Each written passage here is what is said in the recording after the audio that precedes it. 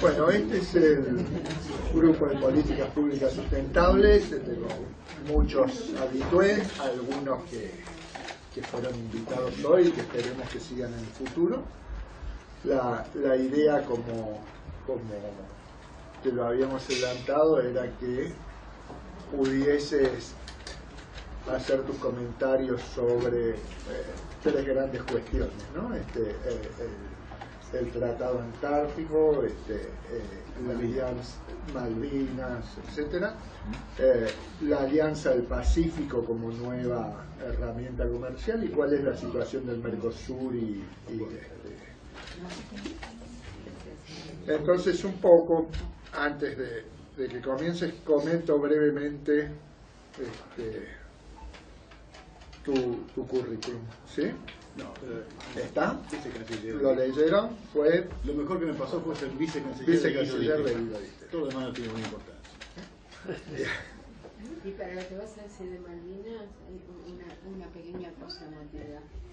Está Adolfo Castrofini, el hijo de Miguel Ángel Castrofini, que es uno de los compañeros que hizo el operativo Condor. Sí. Acá en la provincia. ¿Muy bajo es? Un poquitito más fuerte, por favor. Bueno, si no, tomemos el micrófono, ¿sí? Para que pueda salir. Bueno, y un poco la idea del mecanismo sería que luego de tu exposición tengamos un tiempo para responder preguntas. ¿Listo? Listo. Bueno, muchas gracias por invitarme. Y espero que mi exposición no les cause bajas de asistencia para las próximas. Me honra esta noche mi mujer viniendo. Mi mujer nunca viene a estas cosas. Hoy vino. Pero como nunca viene, quizás sea bueno que los organizadores le expliquen que no está bien visto interrumpir al orador, mucho menos para contradecirlo. Y que cuando termina, es de buen tono aplaudirlo un poquito. O sea, vos querés que armemos todo para que la mujer se vaya a Siempre y cuando quede excluida la casa. Acá no se puede contradecir. Bueno, miren, yo preparé una exposición que puede ocupar las 2 horas, 1 hora, lo que ustedes digan, ¿no? Yo prefiero el diálogo en general, ¿no? Pero si quieren hago una introducción en cada tema y después hablamos. Okay. Yo, la verdad es que había separado China, Brasil y la Alianza del Pacífico y Malvinas. ¿Me queda uno fuera de eso? Antártida. No, Antártida y Malvinas, sí. No, No son separables. Exacto. Bueno. Salvo para la Cancillería Argentina, que las tiene en distintos organismos que no tienen conexión alguna. Pero para el resto del país sí. Ahí sí. Bien. La situación general de la Argentina en el mundo no es buena. Pero, sin embargo, se nos presenta una oportunidad fabulosa, como nunca antes había ocurrido, salvo una vez, en el siglo XIX, que es con la generación del 80, donde el mundo empezó a comprar alimentos. Estos alimentos empezaron a subir de precio. En la generación del 80 ocurrió con Gran Bretaña. Gran Bretaña era la cabeza de la revolución industrial. La gente de campo en Gran Bretaña se iba a las industrias, dejaba de producir alimentos y había que alimentar a esa gente. Entonces Gran Bretaña entró a comprar alimentos básicamente en Argentina. Eso ocurrió a partir de los años 1870, más o menos, y duró hasta 1930. Pero fue tan fabuloso el enriquecimiento de la Argentina que para el primer centenario, para 1910, teníamos el 7º Producto Bruto per cápita del mundo, como Latino y Brasil, del mundo. En 50 años habíamos avanzado de la nada a estar entre los 7 países con más riqueza per cápita del planeta. Solamente por haber leído bien la realidad internacional y ver dónde pudimos meternos. Nos metimos como graneros del mundo y la Argentina se hizo riquísima. ¿Qué hicimos con esa riqueza? Es otra discusión. Seguramente hicimos las cosas mal, porque estamos donde estamos. Pero el éxito de la inserción de Argentina en el mundo fue indiscutible. No había ninguna discusión posible. Y ahora ocurre una cosa muy parecida con China. China, cuando cae el comunismo, se incorpora al capitalismo y empieza a producir, como todos ustedes saben, de una manera fenomenal, nunca antes vista en el mundo. Yo tengo un montón de datos para darles, pero cualquiera de ustedes sabe que no importa el rubro que ustedes elijan, China va a la cabeza. Aumenta el consumo de energía, de alimentos, todo tipo de cosas. Y se calcula que en China, solamente en China, hay 30 millones de chinos que cada año pasan del campo a la ciudad. Igual que en Inglaterra, del campo a la industria, del campo a la industria. Y hay que alimentarlos. China no puede alimentarlos, ni podrá nunca. Y le compra ¿a quién? A Estados Unidos, a Brasil y a Argentina, básicamente. De manera que nosotros somos el octavo productor de alimentos, el quinto productor exportador de alimentos del mundo, básicamente a China. Se está reproduciendo hoy lo que pasó en el siglo XIX con Gran Bretaña. La Argentina fue grande en el mundo alimentando a 11 millones de británicos, 11 millones. 800.000 argentinos alimentaban a 11 millones de habitantes en Gran Bretaña. Ahora hay 1.300 millones de habitantes en China, pero los que consumen son 400 millones, ¿no es cierto? O sea, 2 Brasiles. Y crecen 30 millones por año. Así que los planetas están alineados a favor de Argentina. Porque esta demanda de los chinos no es coyuntural, no es que es un año sí y el año que viene no sabemos. Es estructural, le tienen que dar de comer. Así que, por segunda vez en la historia del mundo, de su historia, la Argentina tiene lo que se llama un poder estratégico. ¿Qué es un poder estratégico? Es aquellas cosas que uno tiene y sin la cual el mundo no podría vivir o le sería muy difícil vivir. Piensen en el petróleo. Los países que tienen petróleo son estratégicos, porque tienen un bien que el mundo necesita. Y si ellos lo retiran o lo reducen, el mundo sufre. Entonces, el mundo los trata bien y se sienta a discutir con ellos de otra manera. En este momento, los dos grandes locomotoras del mundo son la energía y los alimentos. Sin lo cual el mundo sufriría muchísimo. De manera que quien produce energía y produce alimentos está siempre invitado a la mesa principal del mundo para discutir con el mundo qué es lo que va a pasar. Y ahí puede negociar mejor sus intereses. Eso está claro. O sea, tenemos una herramienta estratégica por fin. Bueno, hasta ahora no la usamos bien, pero la tenemos. Sí, las condiciones del mundo son fenómenos y las condiciones internas de Argentina no están como para aprovechar esa fantástica oportunidad. En el siglo XIX, cuando surgió la oportunidad de convertirnos en el granero del mundo que alimentara a Inglaterra, ¿qué hicieron los argentinos? Ordenaron internamente la política, nos dimos una constitución, un solo ejército, una sola moneda, una sola ley, un solo poder judicial respetado que funcionaba, una legislatura que funcionaba y un ejecutivo que funcionaba. O sea, nos dimos instituciones que funcionaban. Éramos el país con mayor educación per cápita del mundo después de Estados Unidos. Por Sarmiento. Mientras Sarmiento fue presidente, fundó una escuela por día. O sea, éramos el país del futuro. Ahí sí que estábamos condenados al éxito. Bueno, de manera que esa grandeza se hizo alimentando a 11 millones. Imagínense alimentando a 400. Argentina podría alimentar a 400 millones de personas. Podría hacerlo. No lo hacemos. Pero tenemos capacidad como para hacerlo. Imagínense lo que sería eso. Pero bueno, estamos mal. ¿Qué es lo que nos falta a los argentinos para poder aprovechar ese mundo tan favorable? ¿Qué habría que hacer?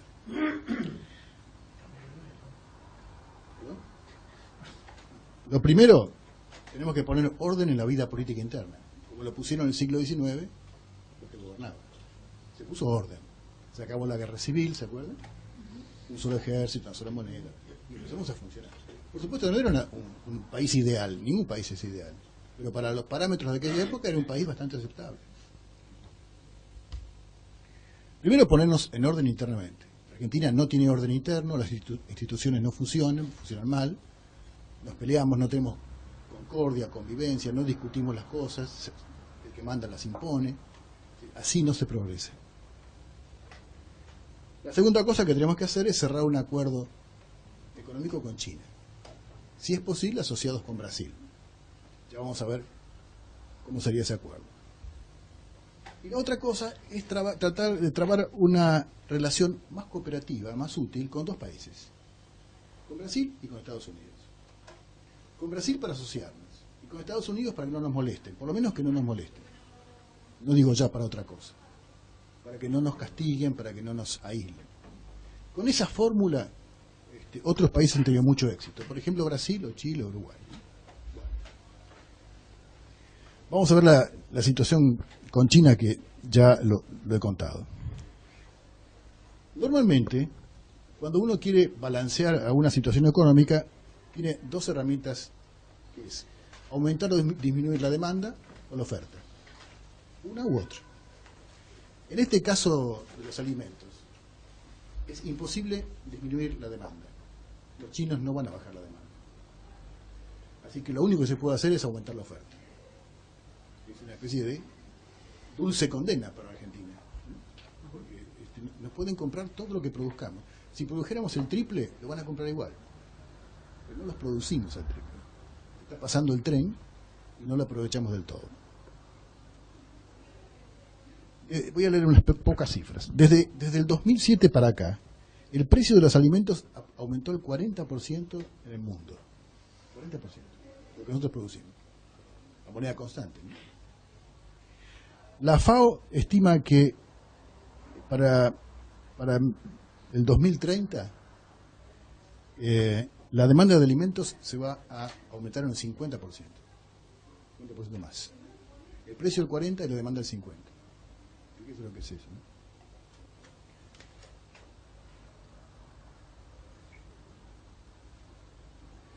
Los precios de la carne van a subir el 20%, el 30% del azúcar, el 60% del trigo, el maíz, la leche, está todo previsto, está estudiado.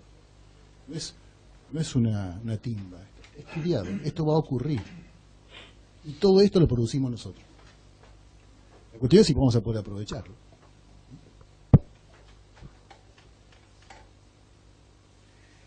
El asunto con los alimentos y un país como la Argentina es no permanecer pasivamente como abastecedores de otros. Y los chinos, como si fuéramos un supermercado, se llevan la soja y saludan y se van. Esa no es la idea. No debiera ser la idea. La idea es que vengan chinos, los grandes compradores, y nos sentemos con ellos a venderles soja y alimentos, pero también a pactar con ellos emprendimientos comunes.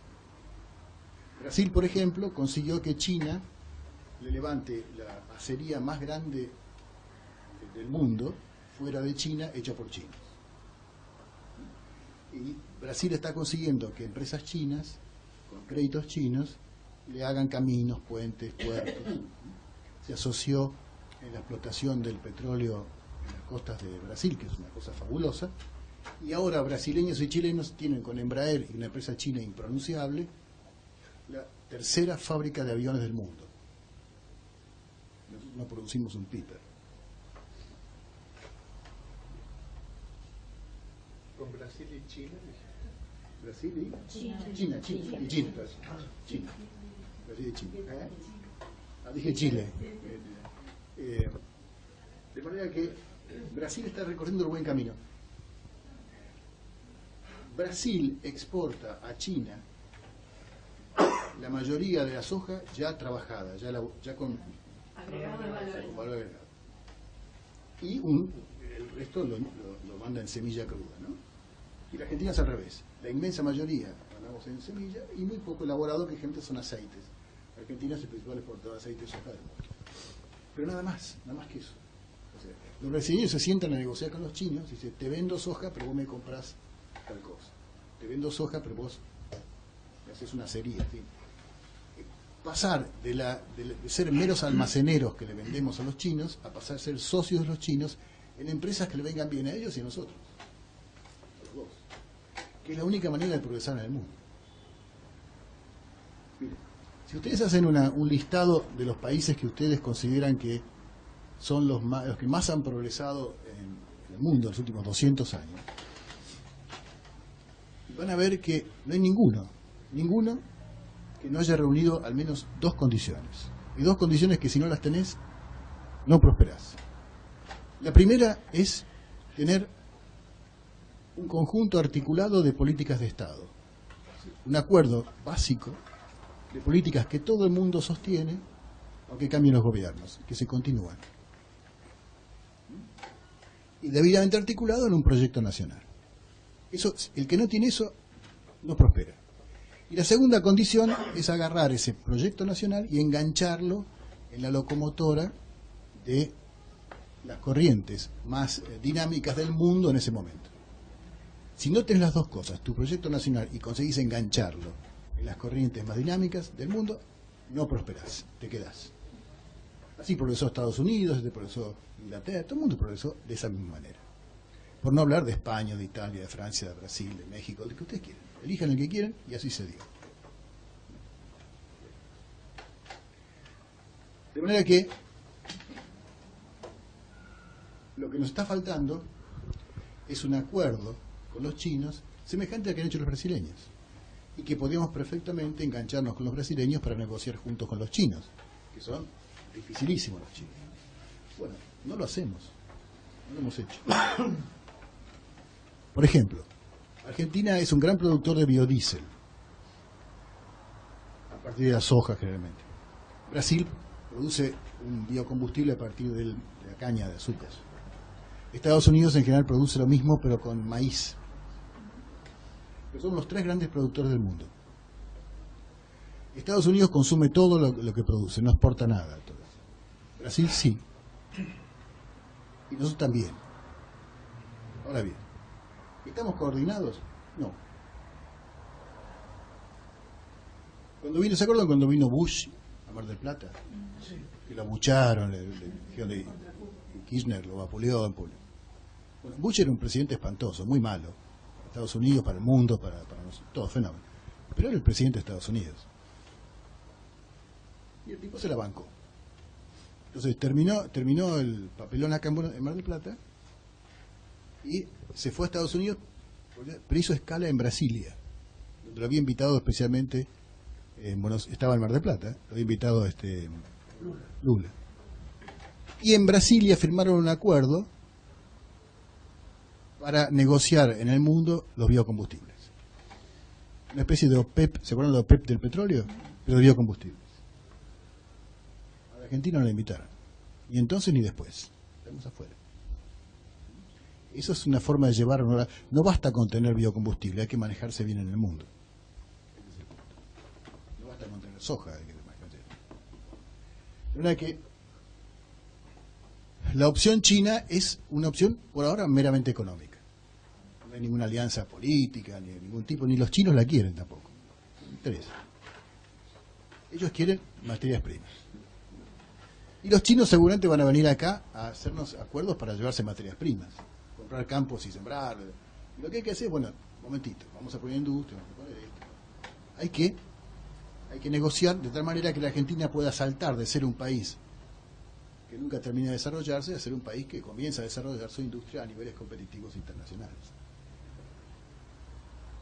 Porque si todos queremos ser soberanos, tenemos que entender que en el mundo de la globalización, ¿cómo podría llamarlo? El nuevo nombre de la soberanía es la productividad. Si un país no es productivo, su moneda se desvaloriza, sus mercados se cierran, y por lo tanto sufre su soberanía. La productividad es el nuevo nombre de la soberanía. Si la Argentina no entiende que tiene que mejorar su productividad asociándose con los vecinos y yendo hacia el mundo, va a perder soberanía lentamente, de forma lánguida.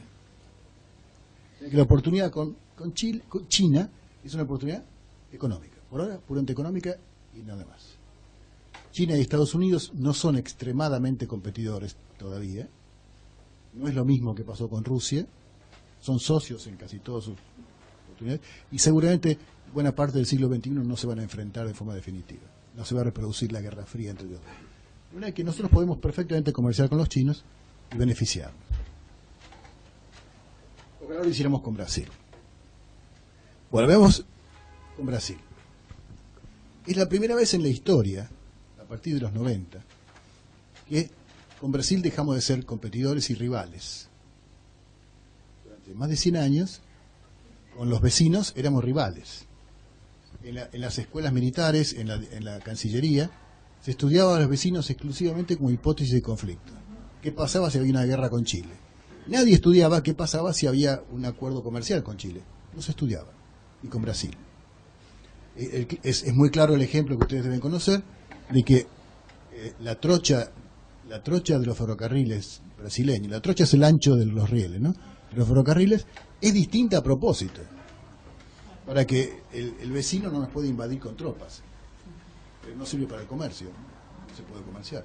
No se hacían puentes para que no nos invadan, y no se puede comerciar. Es una cosa loca. Pero nuestros vecinos eran nuestros peores enemigos potenciales. Y así los tratábamos. Y como nuestro negocio era con Gran Bretaña, los vecinos nos importaban muy poco. Y así tuvimos más de 150 años. Hay una explicación para eso, pero no es el lugar para hacerlo. Bueno. ¿Pero qué pasó? Además, la Argentina y América Latina y América del Sur siempre languidecimos pensando que habíamos fracasado, como no fracasaron los norteamericanos, en hacer un solo gran país. Los Estados Unidos de América del Sur, lo que soñaban Bolívar y San Martín, no lo hicimos. Y nos quedó como una deuda pendiente, como una asignatura pendiente, que además las grandes potencias nunca nos dejaban, no querían. Pero ¿qué pasa? Con la llegada de la globalización, sucede una cosa inversa. La globalización exige que nos unamos. Porque la globalización requiere mercados cada día más grandes. Y si vos no tenés un mercado unido con los vecinos, no sirve. Ni siquiera Estados Unidos se quedó con su mercado solo. Tuvo que ir a Canadá y México a hacer un mercado más grande porque no le alcanzaba el suyo. Entonces, por primera vez, el exterior, el mundo, no hace fuerza para que nos dividamos, hace fuerza para que nos unamos. Entonces, digamos, ese mandato histórico, esa asignatura pendiente, viene fortalecida por la realidad internacional que dice, señores, hay que unir mercados, acabar con las confrontaciones y hacer emprendimientos regionales conjuntos. Es la primera vez que pasa eso. Total, y es la primera vez que con Brasil, especialmente con Brasil, tenemos hipótesis de cooperación en lugar de hipótesis de conflicto. Con los chilenos estuvimos 99 años peleándonos por las fronteras y las arreglamos en 6. 6 años arreglamos todas las fronteras. Se acabó el problema. ¿Por qué lo arreglamos en 6 y no en los 99? No porque el gobierno fuera estupendo, sino porque se daban las condiciones. Porque los chilenos y los argentinos comprendimos que había más oportunidades en el comercio y la integración que seguir peleando. Y lo arreglamos. Y lo mismo pasó con Brasil. Cuando se firmó el Mercosur, Brasil y Argentina retiraron todas las tropas de la frontera, las mandaron a otro lado. Brasil las mandó al norte por el tema de la droga. Y comenzó una nueva relación. Una relación de cooperación. ¿Objetivada en qué cosa? En el Mercosur. El Mercosur es la objetivación de la alianza entre Argentina y Brasil. Con todo respeto por uruguayos y paraguayos, el Mercosur es un subproducto de la alianza entre Argentina y Brasil. Esa es la verdad. Eso era así. A Mercosur le fue bien al principio. Ustedes saben que Mercosur está hecho a imagen y semejanza de la Unión Aduanera, de la Unión Europea, y que tiene 3 etapas o 4. La primera es la libre comercio, después la Unión Aduanera, después sigue la Comunidad Económica y después la Comunidad Política. La Comunidad Política, los europeos con grandes dificultades ya llegaron a la 4ª. Los europeos llegaron a la última etapa. Nosotros nunca salimos de la primera. Llegamos, en los 90 hicimos el libre comercio, íbamos a pasar a la zona de la aduanera y nunca pasamos. Y nos quedamos en la zona de libre comercio que cada día está más desinflada, porque tiene más perforaciones y tiene más aire. O sea que el Mercosur está más o menos en coma. Pero como es tan popular el Mercosur, si ustedes le preguntan a cualquier encuestador cuál es el concepto más popular en Argentina, te va a decir que es la integración y el Mercosur. Nadie habla en contra. En Argentina, en Brasil sí, en Uruguay y en Paraguay también, pero en Argentina no. Es muy popular. Ahora, ¿quién le explica a la gente que al Mercosur lo estamos matando? Nadie. Entonces uno abre el diario y cada tanto ve un titular que dice reunión presidencial del Mercosur, reunión cumbre, ¿no? Relanzan el Mercosur. Nadie sabe para dónde lo relanzan, pero lo relanzan a cada rato. Y uno lee la letra chica y son expresiones de buena voluntad. Profundizar la amistad natural de nuestros países, concurrir al combate de la pobreza, son expresiones de deseos, pero medidas concretas no hay. No hay más. Y en realidad, tanto en Paraguay y Uruguay están muy descontentos con el Mercosur, y Brasil está muy descontento con Argentina. La Argentina de los últimos 10 años están muy descontentos, porque sienten que la Argentina es un vagón que se enganchó a la locomotora brasileña y que tiene que tirar a Brasil y que no. Esa es la sensación que ellos tienen. Y en realidad crece en Brasil, mientras gobierne el PT seguramente no, pero si algún día deja de gobernar el PT, crece en Brasil la idea de transformar el Mercosur en otra cosa, solamente en una zona libre de comercio y abandonar la ilusión de una integración tipo de la Unión Europea. Así que Mercosur, que era de gran avance, quizás la política exterior más importante que tuvo la Argentina en toda su historia, está mal. Está mal y no parece que vaya a mejorar en el corto plazo.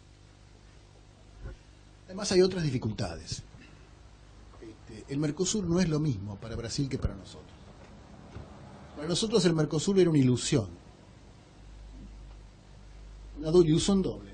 Para aquellos que no entendieron la historia, el Mercosur era la posibilidad de engancharse a la locomotora brasileña y descansar, como hicimos con los ingleses en el siglo XIX.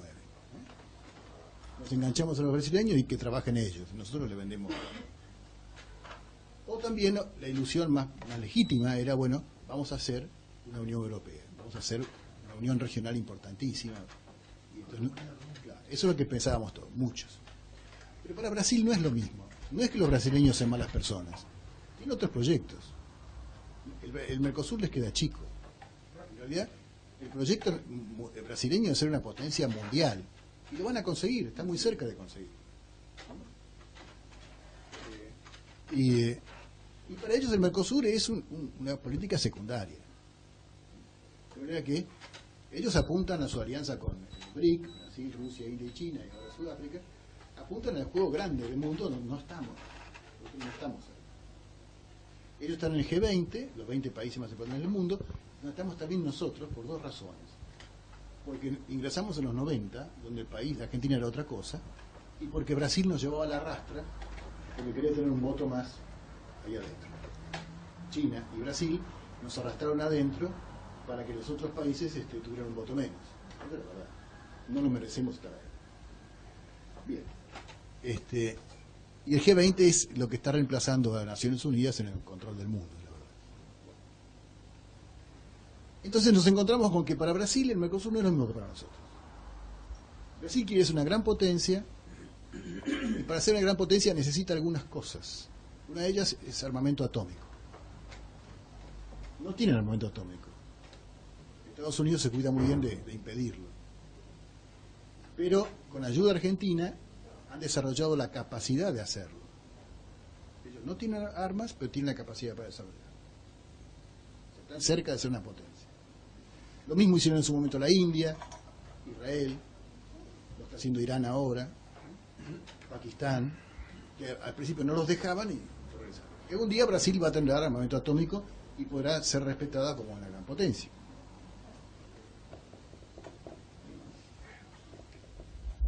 Otra cosa que tiene que tener Brasil para ser respetada por el mundo, es decir, yo controlo mi región. Es decir, cuando uno se presenta en la mesa de los grandes en el mundo, dice, bueno, ¿vos qué tenés? Yo tengo este producto bruto, tengo esto, y además a mi región la controlo. Pongo orden, hay paz, si hay conflictos, yo los arreglo. Yo tengo eso. Ustedes no sé si lo tienen. Por ejemplo, la India no puede decir lo mismo. La India tiene a Pakistán al lado que se odian. Brasil no tiene odios con nadie. Y la verdad es que Brasil se ha convertido en el gran árbitro de los conflictos de la región, el referente, y funciona como un socio mayoritario en la región que ayuda en las dificultades, en fin, y que se presenta ante el mundo como el legítimo líder de la región. Para eso necesita el Mercosur. Para poder decirle al mundo, a través del Mercosur yo tengo la mitad de América del Sur bajo control. Y el resto lo voy a controlar con la UNASUR. La UNASUR es una agrupación política y el Mercosur es una agrupación económica. Y los dos están bajo control brasileño. La mala lengua de la Cancillería decíamos que el UNASUR es el departamento de colonias de Itamaraty. Desde ahí manejan a toda América del Sur. De manera que, ahora, todo esto Brasil no lo podría hacer, no lo podría hacer tan fácilmente si no tuviera buenas relaciones con Argentina. Así que, nuestro peso con Brasil ya no es tanto el Mercosur, que tenemos un mercado relativamente chico, que a Brasil mucho no le interesa, pero él no podría decirle al mundo que controla su región si Argentina estuviera enfrentada con Brasil. No podría hacerlo. Así que ellos necesitan de nuestra colaboración y nuestro acompañamiento. Y ahí funciona otra vez la capacidad estratégica. El líder de la región nos necesita. Ahí se genera una capacidad estratégica de la que podemos sacar ventajas.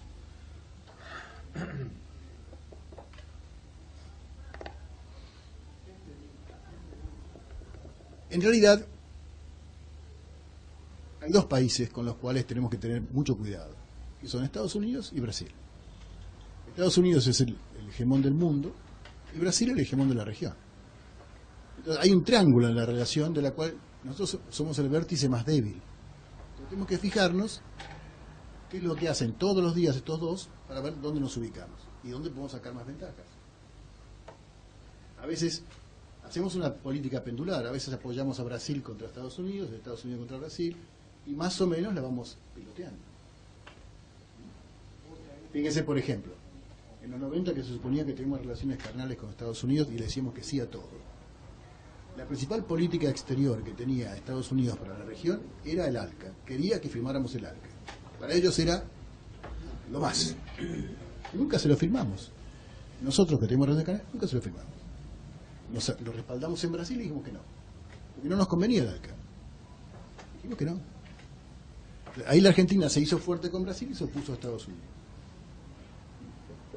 Cuando Estados Unidos quiso que Brasil no tuviera armas nucleares, nos apoyamos en Estados Unidos porque no queremos un vecino que tenga bombas atómicas. Y después arreglamos con Brasil un sistema, que tiene el ABAC, un sistema que es complejo de explicar acá, pero que le permite a Brasil hacer lo que hace sin que Estados Unidos lo castigue. Y puede avanzar en las investigaciones. Esa es la manera de moverse cuando uno está entre dos elefantes. Y tiene que sacar ventajas.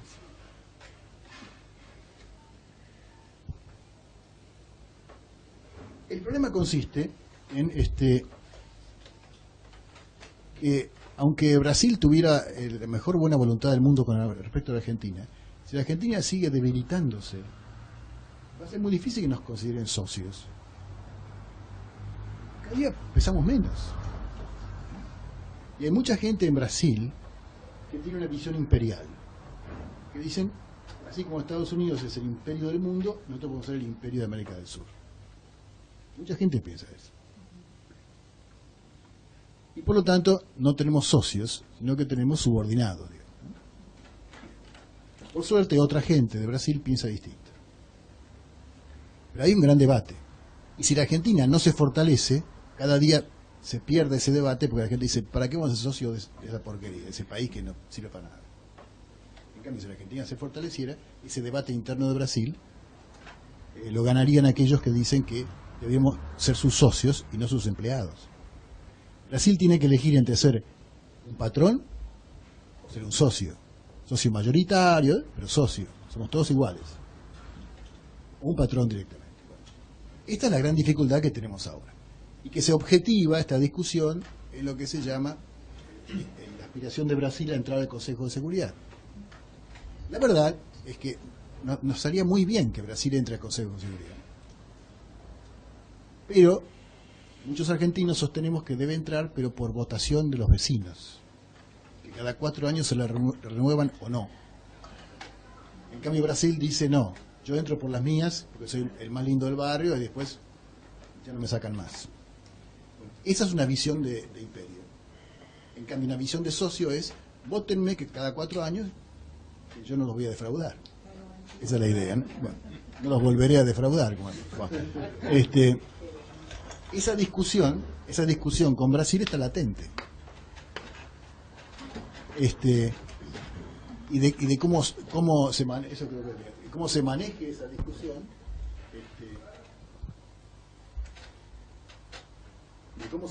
discusión, va a depender que la relación del futuro de Brasil con nosotros y con nuestros vecinos sea de un imperio o sea de un socio.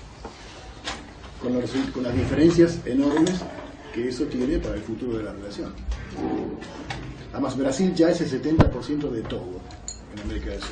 Si además le damos el Consejo de Seguridad, nos quedamos sin nada.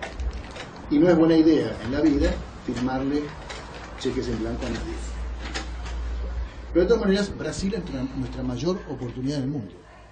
La posibilidad que tiene Argentina con Brasil es enorme, y Brasil con las Argentinas. Ustedes conocen la famosa frase, acuñada en Brasil, de que Brasil es el país del futuro y siempre lo será.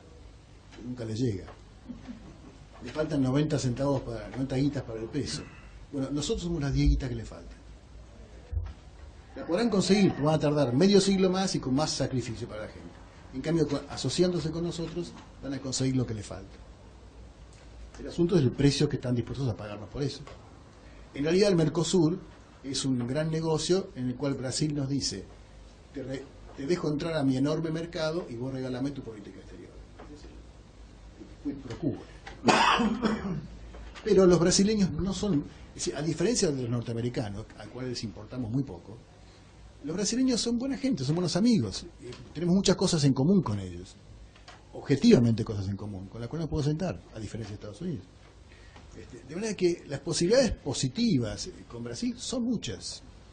Tenemos que sentarnos a discutirlas en cada caso. No es una cosa angelical, pero es posible. Tener un vecino y un socio como Brasil es una bendición. Durante más de 150 años, nosotros teníamos relaciones con los vecinos que se llaman de suma cero. Que quiere decir, lo que a él le perjudica me beneficia a mí. Y si yo me perjudico, se beneficia al otro. Suma cero. Y en realidad, lo que tenemos que tener son relaciones, claro, de ganador y ganador. De sumar. ¿No? Es como un matrimonio, o una sociedad cualquiera. ¿No? Uno invierte para sacar más. Al principio pierde autonomía, libertad, pero después gana, en otros rubros gana una cosa fantástica. De manera que las posibilidades con Brasil son enormes. Solo hay que sentarse a discutirlas y no lo estamos haciendo. Desgraciadamente no lo hacemos.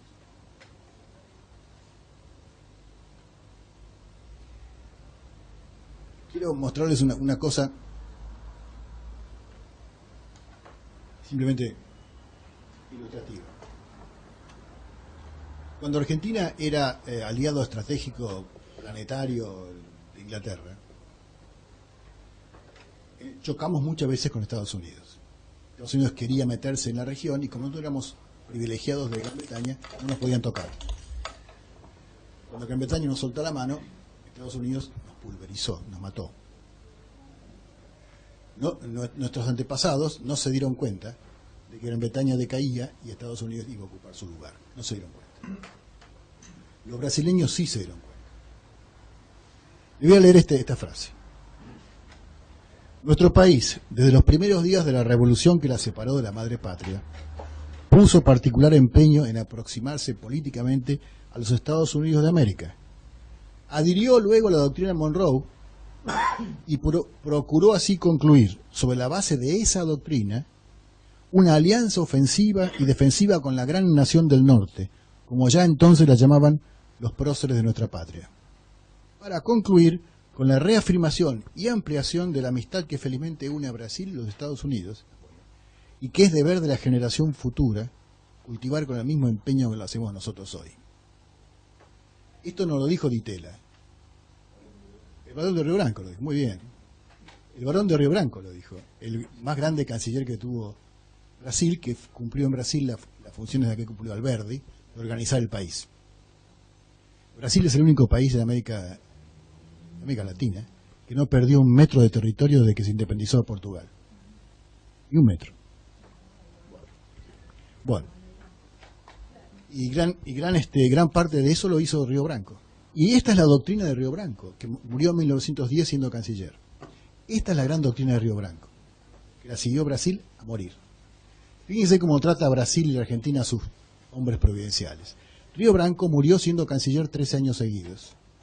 Alberdi, nuestro Río Branco, murió pobre y abandonado en París, esperando vanamente que lo designaran agregado cultural de la embajada, donde mandaron el primo rico de un ministro de aquel entonces. Bueno, así que así somos.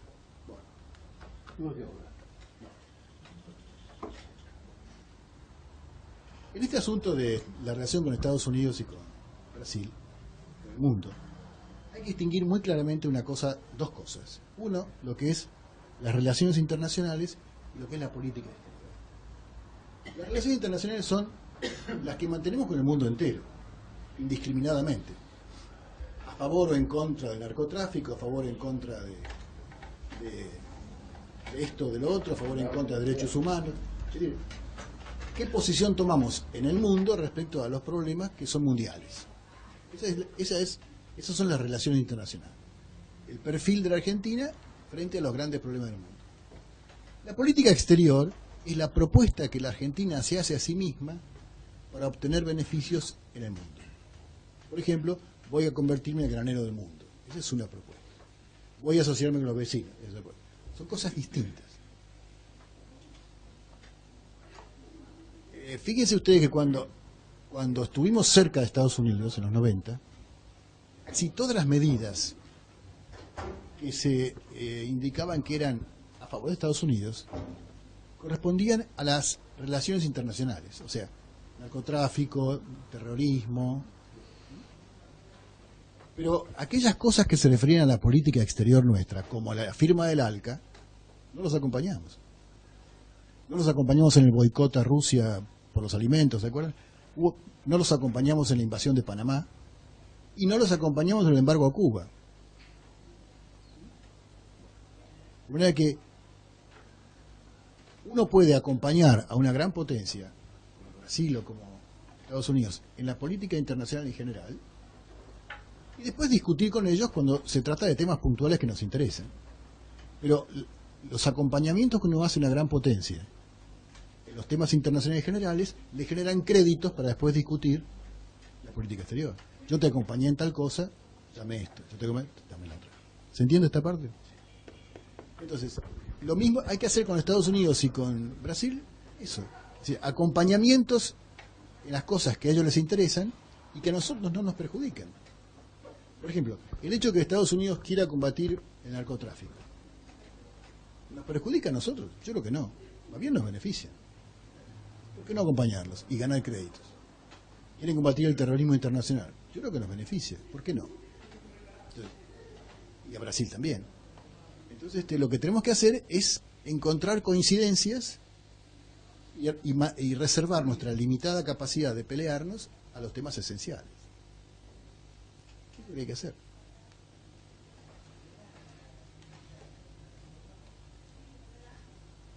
Hay una gran dificultad para la Argentina en estas cosas, y es que los países no progresan si no mantienen un cierto número de políticas básicas durante 20 o 30 años. La política de Estado. Si no lo hacen, no progresan. El mundo no confía, no invierte y no se alía a un país que cada 4 años cambia de un lado para el otro.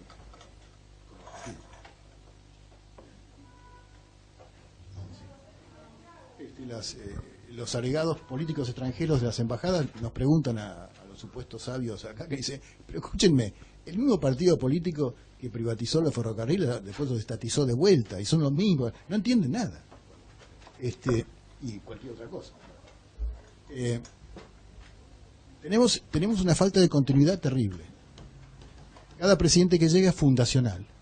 Dice que hay una pesada herencia recibida, que el presidente anterior hizo todo mal, si puede lo mete preso, y ahora sí va a empezar la Argentina en serio, conmigo. 4 años después el tipo dice lo mismo. Que sigue. Y todo se... Por ejemplo, el gran proyecto de cualquier país como el nuestro, que es identificar aquello que rinde dinero, por ejemplo, la soja. Establecer un plan por el cual el campo financie el desarrollo industrial durante 30 años. Hay que hacerlo, hay que hacer un plan y mantenerlo. Los brasileños hicieron eso, los chilenos hicieron eso, los uruguayos están haciendo eso.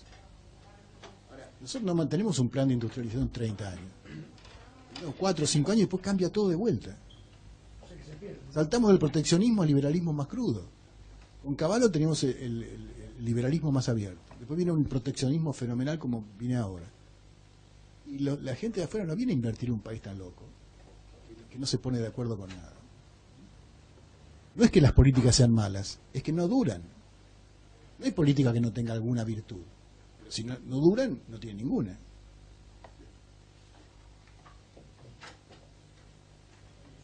La expresión máquina de impedir es argentina. Igual que la de campeones morales, es argentina. Y no es casualidad.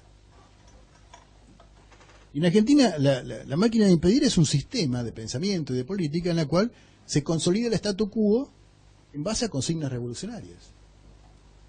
Sí, hay una especie de fervor activista que no conduce a ninguna parte, es como un perro que se muerde la cola. Se mueve, pero está siempre en un lugar.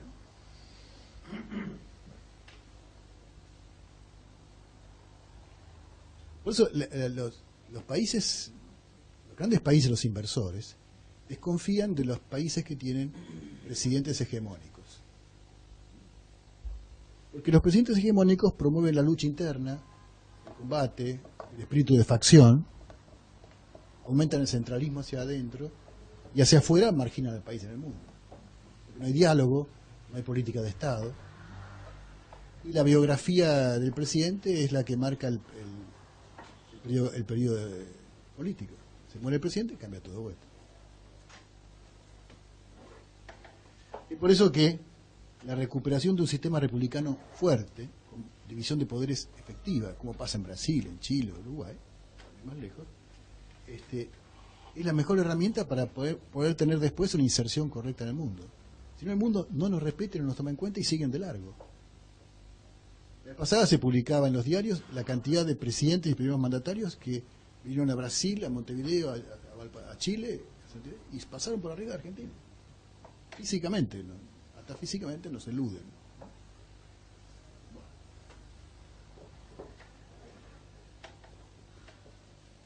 Finalmente, a Estados Unidos y Argentina, aparte de las discrepancias históricas, son competidores económicos. Producimos lo mismo. Ellos producen lo que nosotros. No son economías complementarias, como sí lo son con Brasil. Gran parte de las cosas que Brasil exporta las compra Estados Unidos. Hoy en día Estados Unidos nos compra menos que Chile. Chile nos compra más que Estados Unidos. Bueno, así que a Estados Unidos le interesamos más en lo estratégico que en lo económico. Narcotráfico, terrorismo y nada más. Europa es al revés. Europa tiene buenos negocios con Argentina, nos compra más soja que China, pero no quiere relaciones políticas con la región. América del Sur es de Estados Unidos. No se mete. Y China y el sudeste asiático tampoco. Es decir, le compramos soja, que tengan suerte y se van. No quieren hacer con nosotros ninguna estrategia política, una cosa rara. ¿No es una condición de Brasil? Brasil sí. No, pero digo, no lo habrá puesto Brasil como condición. Por supuesto. Brasil se ha convertido en la llave, en la puerta de entrada de todo lo demás. Por ejemplo, en el año 96 firmamos en Madrid el acuerdo marco de un tratado de libre comercio con la Unión Europea. El primer tratado de libre comercio que la Unión Europea iba a firmar fuera de Europa, con Mercosur. Un avance formidable. Hace 2 años la Unión Europea canceló eso y dijo que va a tratar solamente con Brasil. Es así. El reconocimiento de la realidad. Bueno. Después de este panorama tan alentador, ¿quieren que hagamos un corte para dialogar o hablamos de la Antártida y Malvinas? Yo quería preguntar. Sí. Cuando decías que ayudamos a Brasil en el tema de la energía atómica. Disculpa. Sí. Repito, cuando decías que ayudamos a Brasil en el tema de la energía atómica, ¿eso quiere decir que nosotros vamos a la par de ellos más adelante o más atrás en ese aspecto? Históricamente estuvimos mucho más adelante. Históricamente. Sí. Ahora nadie lo sabe. Pero, digamos, ahora nadie lo sabe. Lo que sí es que hace 15 años que ellos avanzan más rápido que nosotros. Porque le ponen más fondos. Le ponen más fondos y le ponen más garra que nosotros. Y menos burocracia. Sí, puede ser. también lo del misil Cóndor. No, lo del misil es distinto eso. ¿Qué parte dice usted del misil Cóndor? Estábamos muy avanzados, teníamos No, mire, misiles de combustible de estado sólido que... yo le digo una cosa, yo me ocupé personalmente del misil Cóndor. Era una estafa. El asunto es así.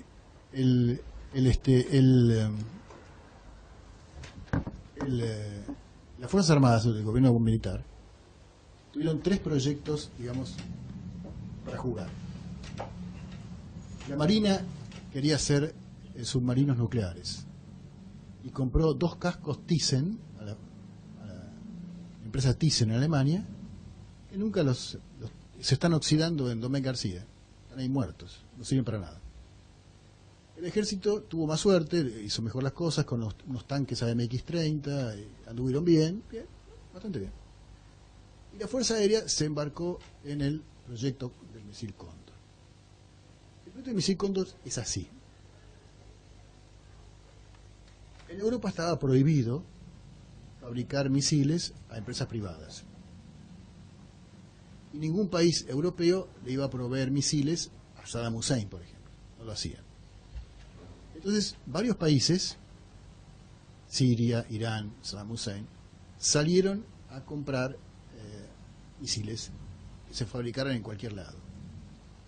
Se engancharon con una serie de personajes europeos que tenían la tecnología, que sabían cómo hacerlo, pero no tenían el lugar donde hacerlo.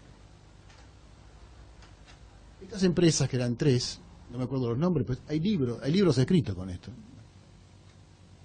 que venían de Suiza, que es un paraíso de las empresas más o menos secretas. Vinieron a la Argentina y llegaron a un acuerdo para fabricarlos acá en Falda del Carmen, en Córdoba. Ellos traían la tecnología, traían todo. Y después los exportaban. Y se los vendió a Saddam Hussein a través de Egipto. O sea que el misil no es un desarrollo argentino. La tecnología, los planos y la tecnología la traían estas empresas extranjeras que controlaban todo Falda del Carmen. Los técnicos argentinos no tenían control sobre esa tecnología ni acceso a la tecnología. La Argentina era un vientre de alquiler. Llegaban los misiles llegaban en containers lacrados que la aduana argentina tenía prohibido abrir. Y salían en containers lacrados que la aduana argentina tenía prohibido abrir. Y se armaban, como se arman los televisores en Tierra de Fuego, y se armaban en Falda del Carmen los kits que no se podían armar en ninguna parte de Europa porque estaba prohibido. Aquí no quedaron ni los planos, no quedó nada, 0. Menem interpeló a los jefes de la Fuerza Aérea y dijo: díganme dónde están los planos, qué tecnología tenemos. Y le dijeron: no tengo nada, la verdad no tengo nada. Un gran negocio o negociado que no dejó a la Argentina ninguna tecnología. A pesar que la Argentina tiene tecnología propia. La Argentina tiene buena tecnología espacial, muy buena. Entonces, ¿qué hicimos nosotros? Obviamente Estados Unidos nos presionaba para que dejáramos de venderle misiles a Saddam Hussein. De hecho, Alfonsín les cortó el presupuesto. Con lo cual, los últimos 2 años de Alfonsín no se produjeron más misiles. Estaba muerta la... Y cuando vino Menem, cerró una empresa que ya no funcionaba. Esta es la verdad. A mí me pasó, la primera vez que me encontré con Boutros Ghali, que después fue secretario general de Naciones Unidas, era vicecanciller de Egipto. Entonces me tocó a mí una negociación con Boutros, era muy simpático, y me dijo: ¿cómo nos estafaron con el cóndor ustedes? Y digo: ¿por qué me dice eso? Dice: porque los últimos cóndores, en lugar de el combustible sólido, venían con acerrín. Mandamos con acerrín. De manera que, desgraciadamente, el cóndor no es el producto de una tecnología argentina avanzada, que la tenemos, no era suficiente, y lo que vino después no dejó nada. La verdad es que no dejó nada. Bueno, pero la Argentina tiene buena tecnología. Argentina tiene una empresa fantástica que se llama IVAP, que es mundial esa empresa, es buenísima. Y después tiene el Balseiro, el nuclear, son muy buenos. Argentina tiene muy buenos. Cacho Tegui dio una charla acá. Ah, sí, no, ya está, entonces ya lo tengo claro. Por ejemplo, al frente de la CONAE, de espaciales está Baroto, Conrado Baroto, que es un personaje que si no existiera habría que inventarlo. Es un personaje muy gracioso, muy simpático y tiene un talento notable. Si quiere le cuento, para ser autorreferencial, cuando Ditela llega a la Cancillería, vemos los problemas que había sobre la mesa, y el más urgente era el Cóndor. Y me dice Ditela, mirá qué lío que tenemos. Porque Cavallo era un elefante en un bazar, Cavallo no es muy sutil. Estados Unidos dijo, tiene que acabar con el Cóndor, dijo, bueno, y se puso a romperlo con un martillo. Entonces Menem estaba muy preocupado, porque la repercusión pública era muy mala. La propuesta era pasarle los cóndores por encima con una aplanadora, una cosa demencial, tirarlos en el mar, una cosa así. Entonces lo conversamos y al día siguiente tenemos que ver la mano en otra razón y sale el tema del cóndor y Ditela le dice, mira, acá Signero tiene una buena idea. Y se agacha Ditela para que la pelota me llegue a mí. Entonces me dice, ¿y cómo es eso? Digo, mira, hay una cosa muy seria, no rompa el cóndor, no lo rompa. Porque es un orgullo el cóndor. Es mentira que es un orgullo, pero la gente está orgullosa del cóndor. Entonces, ¿para qué vamos a lastimar el orgullo de la gente? Sáqueselo a los militares, el espacio, manejo del espacio, sáqueselo a la Fuerza Aérea, como hay que sacarle la Antártida también, y genere una organización civil, como la CONEA, como las actividades atómicas, o como la NASA norteamericana, o como la EASA europea, que son todas civiles, no son militares. Y que la actividad espacial la manejen los civiles, en una secretaría que depende de usted, del presidente de la República, para darle importancia. Entonces, vamos a poder trabajar el espacio con fines pacíficos, no para fabricar bombas. Y Menem me dice, tenés razón, hacelo vos. Entonces yo volví a ver, hice el decreto, ¿no? Y yo fui vicepresidente de la CONAE 7 años, con la Comisión Nacional de Actividad Espacial, 7 años. No, estaba Baroto también. Bueno, Baroto la preside hasta el día de hoy. Bueno, y somos el único país que todo el mundo se mira y no entiende, que la actividad espacial la maneja la Cancillería hasta el día de hoy. La actividad espacial se maneja en la Cancillería por esta anécdota que le cuento yo, porque me dijo, hacelo vos. Y quedó. Y nos fue tan bien, la verdad es que lo hicimos tan bien, que quedó en la Cancillería. Y la Argentina tiene hoy, en lugar de fabricar misiles, nos pusimos a fabricar satélites. Con IPAP, y tenemos, poca gente sabe que la Argentina tiene 6 satélites argentinos, hechos por nosotros, dando vueltas por el espacio. Cuando la presidenta inauguró el último satélite, dijo, se atribuyó los 6. Sí. Ya que estamos. Gracias a él. Es una cosa de pero en serio, se atribuyó los 6 satélites. ¿Se acuerdan que antes tirábamos piedras, ahora ponemos misiles, ponemos satélites?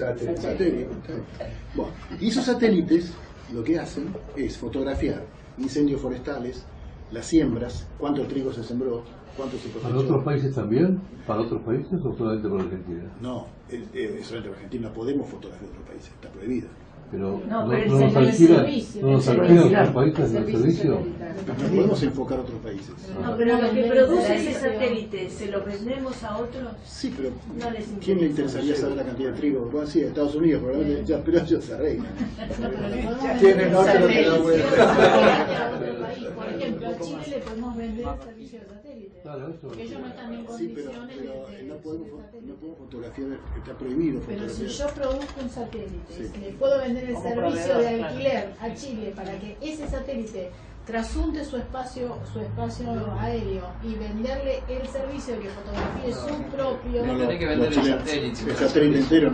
El servicio. Satélite. Hay países que tienen, hay países Sí, hay países que tienen. lo hacen. Sí, hay países muy grandes que lo hacen. Que lo hacen. Los satélites argentinos pesan 90 kilos. ¿Con qué vector los...? Para. Los satélites que dice usted pesan 90.000 kilos. Pero, ¿sabe qué pasa? Como Sobre todo teniendo en cuenta, perdón, que somos un país aguas abajo, que geopolíticamente el tema con... Gracias. Que geopolíticamente nuestro tema con Brasil pasa por justamente ser un país aguas abajo y compartir la parte menos rica de la cuenca del Plata. ellos tienen sus propios satélites. Sí. No hace falta que... Digamos que nosotros, por ejemplo, inclusive nuestra ampliación, o sea, nuestra adhesión a la ampliación de las 360 millas tiene sentido si nos unificamos militarmente con Brasil, porque nosotros ya con la destrucción de nuestras fuerzas armadas no Sí, estamos eso de sí, nada. si les parece de eso hablemos cuando hablamos de la Antártida, Claro, porque hay porque que el hacer tema eso en la Antártida. económico Hay que pasa hacer eso en también la- por en la eso, Antártida. ¿no? Propongo que entremos en Terminemos con los el cóndor otros temas. rápidamente. Terminemos con el Con el cóndor, cóndor. hagamos Antártida y Tenemos dejemos para el final los satélites, los comentarios. los satélites monitorean el transporte terrestre, marítimo, la pesca clandestina. Es absurdo porque fotografiamos hasta el nombre de los barcos de pesca clandestina y no tenemos ni un bote para mandar a detenerlos. Lo hacemos. Y la verdad es que como el satélite tampoco puede recortarse, fotografía las Malvinas también, con lo cual tenemos información sobre los movimientos militares de los ingleses, y fotografía buena parte, si ustedes me citan, lo voy a bueno, Buena parte Pero no de se puede eliminar. buena parte de él. Cortemos la grabación un segundo. De verdad, un segundo. Y entonces el cóndor es una metáfora de lo que queremos hacer con Argentina. En lugar de venderle misiles de guerra, bélicos, de contrabando en negro a un tipo como Saddam Hussein y generarnos problemas con medio occidente, lo transformamos en satélites que le sirven a la Argentina, que le sirven al país. Y ocupamos el espacio argentino. Esa es la metáfora. Y los lanzadores que se usan, se hace un taxeo. Normalmente se mandan desde Cabo Cañaveral o de una isla que está enfrente, pero también se ha taxeado con la EASA europea, y nunca lo hicimos con los chinos, pero es posible hacerlo con los chinos, no hay problema. Los brasileños lo hacen todo el tiempo. Una pregunta, el lanzamiento lo hacen los norteamericanos en este momento. ¿Y a cambio de qué hacen el lanzamiento no satélite? Te cobran. Ah, te cobran. Mira, el mundo de los satélites es tan fantástico que cuando se lanzó el segundo satélite argentino, yo por casualidad estaba en Washington. Entonces me llama Maroto y me dice, mirá, vamos a lanzar el segundo satélite, vos estás en Washington, ¿por qué no venís a Cabo Cañaveral y lo vemos cuando sale? Ah, ¿cómo no? Le digo, y vamos, ¿no? Y yo digo, bueno, Argentina, potencia del mundial, mandamos satélites. Y llego a la NASA, que es igualita que en las películas de James Bond, ¿no? Están todos los tipos con las orejeras y la pantalla ahí arriba, ¿no? Y nos sientan ahí a las 4 de la mañana, y me entero ahí que el lanzador, que ni siquiera un lanzador, bueno, pero el lanzador llevaba 3 satélites, uno israelí, el argentino y uno de una universidad norteamericana. La universidad mandaba un satélite para el estudio de las cosas científicas de la universidad. Hay una universidad norteamericana que estaba como nosotros, con la capacidad de fabricar un satélite y mandarlo, ¿verdad? Maravilloso. Les cuento rápidamente para reírnos un poco. Sale, porque el asunto es así, son tan chicos esos satélites que no mandan un cohete enorme. Sale un 707 que en la barriga tiene un cohete, un lanzador, un cohete grande, misil grande, no sé cómo se llama. Bueno, y sube hasta 10-12 mil metros y ahí suelta al cohete ese y el cohete sube hasta 90.000 metros. Y ahí el cohete suelta los satélites y ahí quedan. El cohete se rompe y los satélites quedan girando. A las 4 se lanzó, a las 7 nos llama el director de la NASA ahí, y me dice, mire, tengo malas noticias, de todas maneras está todo cubierto por el seguro, dice, por el seguro. ¿Qué pasó? El satélite de ustedes, los otros satélites se soltaron bien. El de ustedes quedó enganchado. Y el cohete lo arrastró y lo quemó. Pero la culpa es nuestra, no de ustedes, porque el gancho es del nuestro, no de ustedes. Y hay un seguro que le cubre todo, así que en el próximo turno hagan el satélite de vuelta. Entonces, bueno, podemos cortar un segundo acá. Que reemplazamos el cóndor Y el gancho. Bueno, Vamos con... ¿quieren que hablemos de Malvinas? La tarde de Malvinas. ¿Ustedes se imaginan que cualquier presidente o presidenta argentina tome la cadena nacional para informarnos que ha decidido reconocer la soberanía británica en Malvinas? poco probable, ¿no? No va a ocurrir. ¿Y por qué pensamos que a la inversa sí puede ocurrir? Que después de una guerra iniciada por nosotros, ganada por los ingleses, un primer ministro británico se va a asomar y va a decir, discúlpenos, acá le devolvemos las Malvinas que son de ustedes. Es medio raro, ¿no? Y eso es lo que hacemos.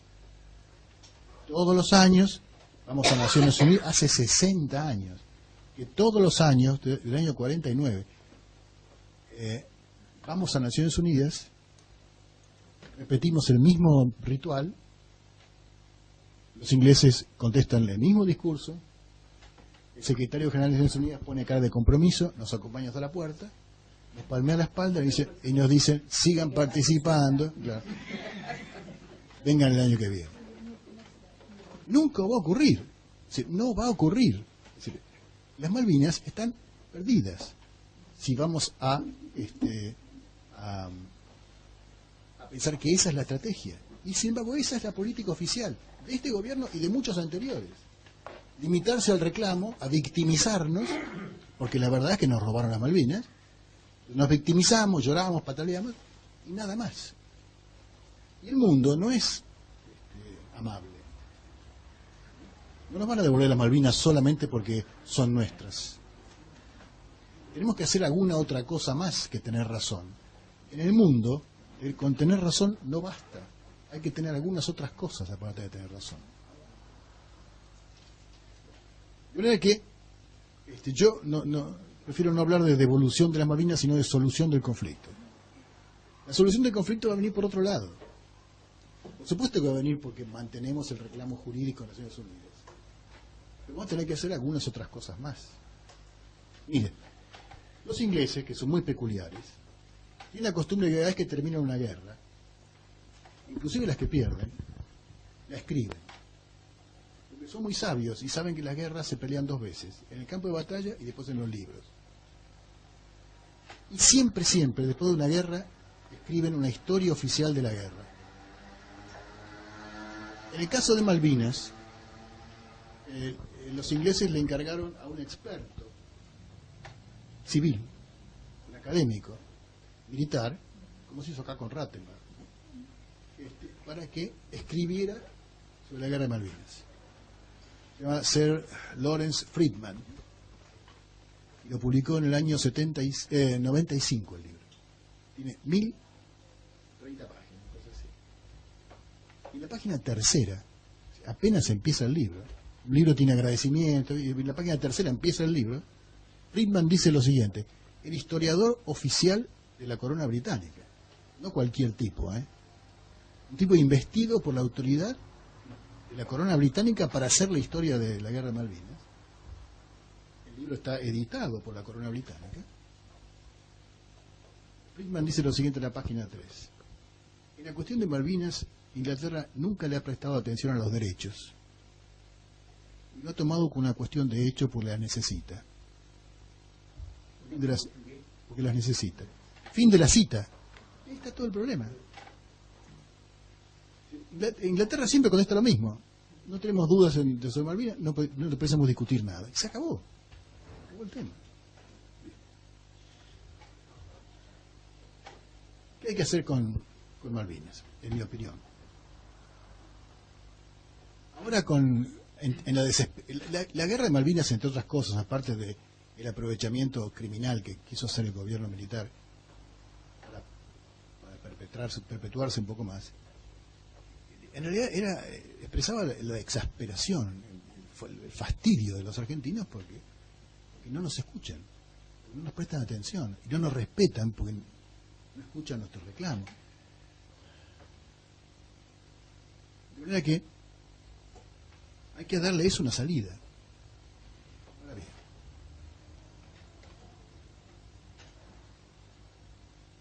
si la Argentina tuviera el Producto Bruto de Brasil, este conflicto se había terminado hace años.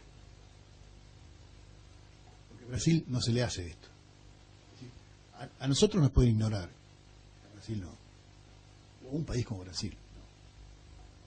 No. En el mundo todavía prima la fuerza. El derecho avanza, es verdad, pero todavía no ha avanzado tanto como para que prime por sobre la fuerza. Es que hasta que la Argentina no tenga un peso en el mundo que alguna vez tuvo, que los ingleses no pueden ignorar, el conflicto va a persistir. Es inútil que lloremos la leche derramada y los derechos inculcados, porque el mundo no nos va a prestar atención. En este momento estamos tan débiles que Inglaterra se proponer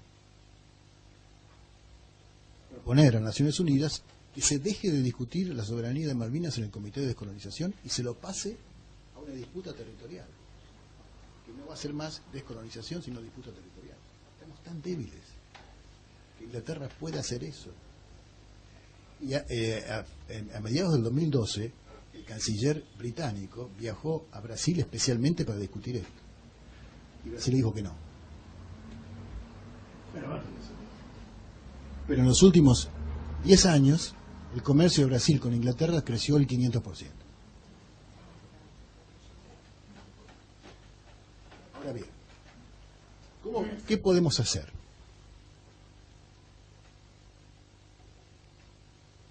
Como yo les dije hace 50 años, Brasil tenía más Producto Bruto que nosotros. Hoy tienen 4 veces y media nosotros, el nuestro. ¿Por qué nosotros no podemos hacer lo mismo? Y dentro del siglo XXI, convertirnos en uno de los 10 países con mayor Producto Bruto del mundo. ¿Por qué no? Alguna vez lo tuvimos. Y si lo consiguió Brasil, ¿por qué no nosotros? En algún momento, Argentina puede recuperar la fuerza, el peso y la grandeza y haga que a Inglaterra se le complique la vida para seguir ignorando.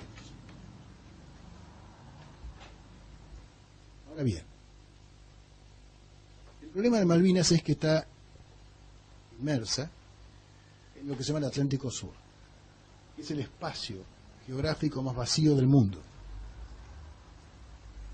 que tiene el último continente virgen del mundo, donde no hay soberanía reconocida. En la década de 70 se firmó un tratado antártico por el cual los 12 países que reclamábamos soberanía, además otros que después se agregaron como no reclamantes pero sí como interesados, que son muchos, acordaron congelar todo reclamo de soberanía hasta nuevo aviso.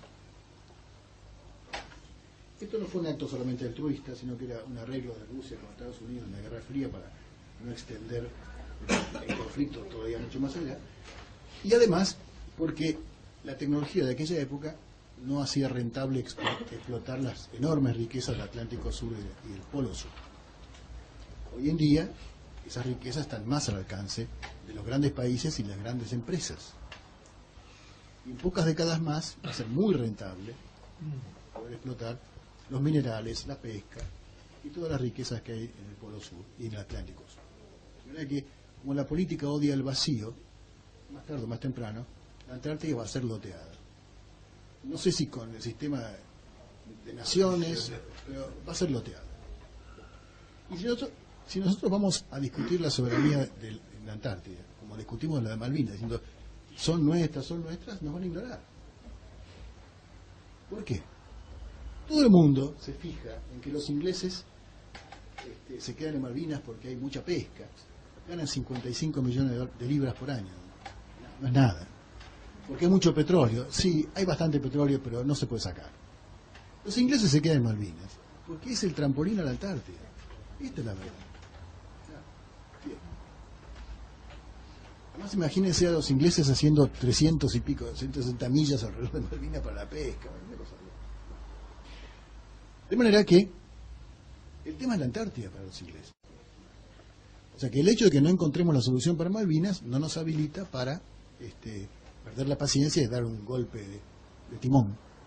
Yo creo que hay que esperar, trabajar para que la Argentina vuelva a ser importante y ahí discutir. Ahora, mientras tanto, hay una circunstancia muy interesante que quizás convierta a esta época en la más favorable para la Argentina en respecto de Malvinas, que es Brasil. Brasil quiere ser una gran potencia. Entre las condiciones que tiene una gran potencia es dominar, o al menos no tolerar, que en los mares que bañan sus costas la gente haga lo que quiera. No puede. Pero Brasil va a decir, en el Atlántico Sur me tienen que consultar a mí. Brasil no llega hasta la Antártida. Además no tiene reclamo territorial. Pero hace ya 2 años que en el Plan Nacional de Defensa brasileño, textualmente, dice que es del interés nacional de la defensa brasileña el destino de la Antártida. Dice casi. Ya avanza. No empiecen a bailar samba. Entonces, las circunstancias son perfectas. Es decir, somos socios del Mercosur, tenemos una alianza estratégica, estamos los dos en el Atlántico Sur. Ellos tienen la vocación y el poder. Y nosotros tenemos la locación geográfica y los títulos. El siguiente paso es concertar con todos los países del Atlántico Sur, que son Uruguay, Brasil y Argentina. Venezuela, que no está en el Atlántico, no importa. Más Chile, que viene del Pacífico, que también tiene aspiraciones en la Antártida y que nos ha reconocido, es el único país del mundo que nos ha reconocido la Antártida.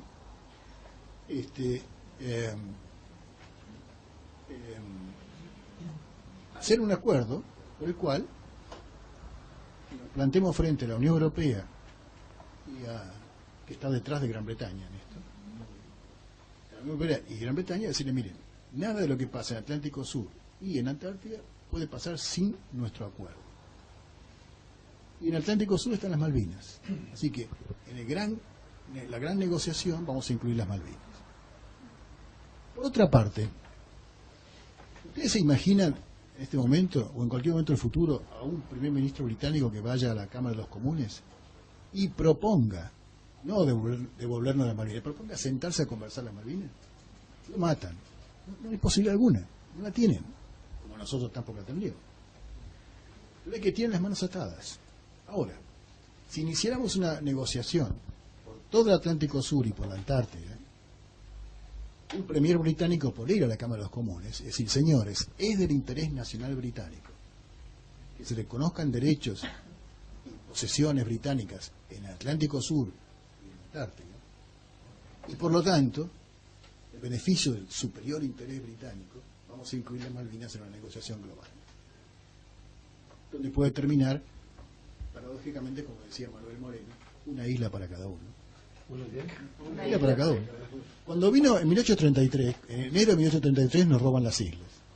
A los pocos meses llega la noticia a Europa, donde teníamos el hermano de Mariano Moreno, Manuel Moreno, como un embajador itinerante de un país que nadie reconocía. Y él se presentó a la corte de St. James, en Londres, y propuso una isla para cada uno. Se le rieron. Y cuando comunicó la idea a Buenos Aires, lo desautorizaron. Pero piénsenlo bien, piénsenlo bien. ¿Saben cuántas personas viven? En Malvinas viven 3.000 personas, como mucho. ¿Saben cuántas viven en la isla más cercana al continente, que no es la que tiene Puerto Estable? 200 personas. La mitad son chilenos, peones y... Estamos hablando de un cine de barrio. 100 personas, 100 británicos vienen ahí. Podemos llegar a un acuerdo con 100 británicos. Y una isla para cada uno le permitiría a Gran Bretaña conservar una isla, la principal para ellos, que le permite aspirar a un trozo de la Antártida, que negociaríamos todos, y a nosotros nos permitiría ocupar una isla grande, la más grande de las dos Malvinas, y basurear a los ingleses, mostrándole en pocos años lo bien que administraríamos nosotros las islas en comparación. ¿No le parece? Esta parte se desarrollaría fenomenalmente la isla nueva. Disculpen por el chiste. Discúlpenme por el chiste porque ha habido muertos, pero no quiero ofender a nadie. Pero digamos, las alternativas son muchas. No sé, esa es una alternativa. ¿Ustedes ven una alternativa en la cual vayan barcos y saquen a los ingleses de las islas y se los lleven? Es medio raro. Ha ocurrido. Los ingleses son de una hipocresía maravillosa. Hay una isla, ¿cómo se llama? Diego García. Diego García, como ustedes saben, los ingleses conmovedoramente alegan los derechos de los habitantes de Malvinas.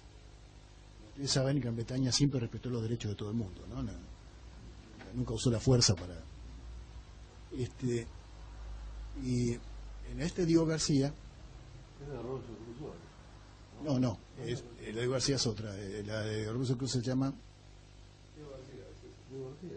entonces no es Diego García, pucha, ¿cómo se llama? Una isla, buah. ¿Dónde está? Está en el Índico. Sí, es Diego García. ¿Es Diego García? No, es norteamericano. ¿Es base norteamericana? Sí, ahí, claro. No es la de Robinson Crusoe. No, Robinson Crusoe está en el Pacífico. La isla de Pascua, la de Robinson Crusoe. Claro. Claro. La de Robinson Por ahí se llama Pacífico. No, Diego García. está en el Índico. Está en el Índico, Diego Es García. la base que usan los Claro. norteamericanos entre África y... Exacto. y- Bueno, y- era un dominio británico históricamente hablando y tenía población nativa, no me acuerdo el nombre de la población nativa, y Estados Unidos se la alquiló, se la arrendó creo que hasta el 2016, me parece. Pero con la condición de que estuviera vacía. Los ingleses alegremente, pero esto fue hace pocos años, alegremente embarcaron a todos los habitantes nativos y los sacaron de la isla y los repartieron mucha gente me contaba que muchos piden limosna por Londres. Y los tiraron por ahí. Los sacaron y no le respetaron su autodeterminación de ninguna manera. Son muy flexibles los británicos. De manera que, pero son gente realista y negociadora. Si ustedes se fijan cómo se retiraron ellos de sus dominios coloniales, lo hicieron muy bien. Muy bien. Muy bien en el sentido de que muy ventajosamente para ellos. La mayoría de sus ex dominios coloniales hoy son países independientes que le delegaron a Londres la defensa y la política exterior y comercian con Londres. A diferencia de Francia o Holanda, que se pelearon a muerte con sus ex colonias y después no pasa nada, ¿no? Los ingleses son muy sensatos, sacan ventaja. Una cosa, ustedes saben que 2 veces los ingleses ofrecieron devolver la soberanía de Malvinas y dijimos que no. ¿Lo saben todos ya? ¿No sabe usted? Así. Cuando termina la Segunda Guerra Mundial, el mandamás es Estados Unidos. Y una de las cosas que hace Estados Unidos es debilitar a los europeos, que estaban débiles por la guerra, y le dice, bueno, tienen que dejar sus colonias. Y se hace la Carta de Naciones Unidas, donde uno de los propósitos de la Carta es descolonizar. Bueno, y los europeos se la bancan y descolonizan. Viene Francia con Indochina.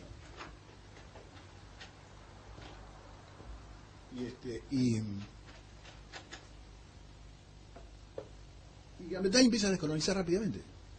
Se descolonizó muy bien y muy rápido. Y un montón de países, hay un montón de países que uno nunca ha oído nombrar. Tuvalu, Burkina Faso, son todos países que tienen el tamaño de Avellaneda. Y son países independientes, que son producto de la descolonización. Bueno. Y avanzan y descolonizan en tiempo récord. En 20 años descolonizaron casi todo.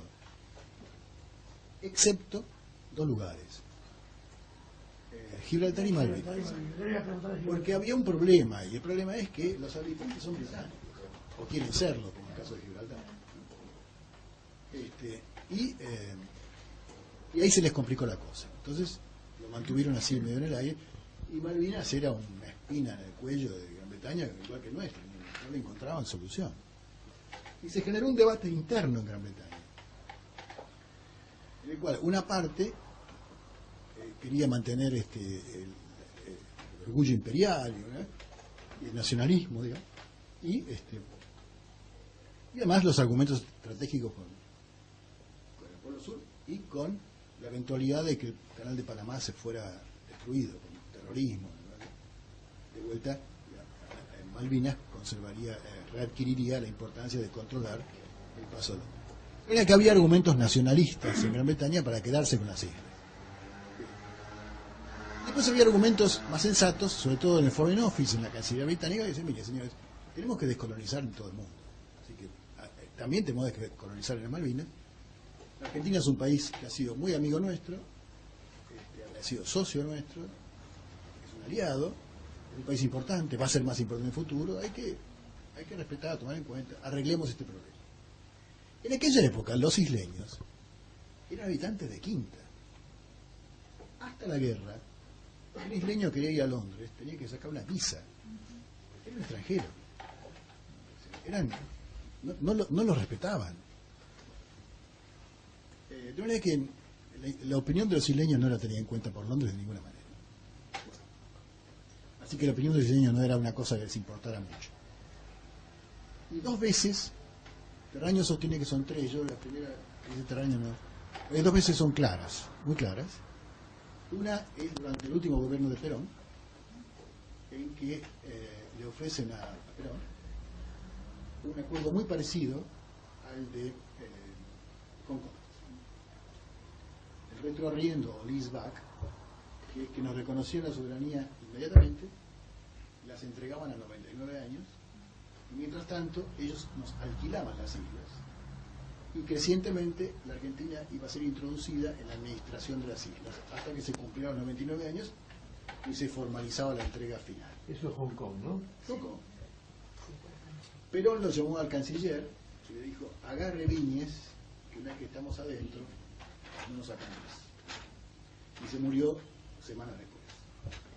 Muerto Perón, los ingleses no encontraron con quién realmente llevar adelante la cosa. Bueno, esta que requería un consenso nacional que solo Perón hubiera podido. Bueno. La segunda vez, el primer ministro británico mandó al vicecanciller, Nicholas Ridley, una oferta muy semejante, 99 años, todo. Perón había hecho a Viñes: mire, 99 no, negocie 50, ahora estaríamos recuperándola. Bueno, y Ridley viaja, ¿no? Aquí. Y el gobierno militar, en lugar de decirle que no, dijo: sí, pero 99 años no. Estábamos en noviembre, en mes de noviembre. Entonces le dijeron: de acá a un año.